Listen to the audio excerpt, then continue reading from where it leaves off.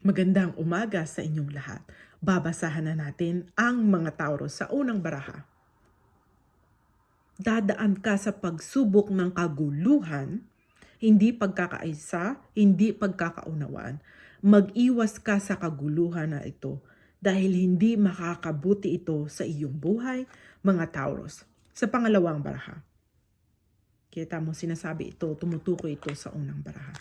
Dahil may isang taong nakasakay sa itim na kabayo. Sumisimbolo na hindi magandang intensyon sa iyo. Susubukin na sirain ang magagandang opportunity sa iyong buhay, mga Taurus. Kaya mag-ingat ka sa mga taong iyong pinagkakatiwalaan, lalo na sa iyong trabaho. Sa panghuling baraha. Kailangan mong pairalin ang pagpapatawad, mga Taurus, sa iyong buhay. Patawarin mo na ang mga taong nakasakit ng iyong damdamin para magkaroon ka na ng peace of mind sa iyong buhay, mga Taurus.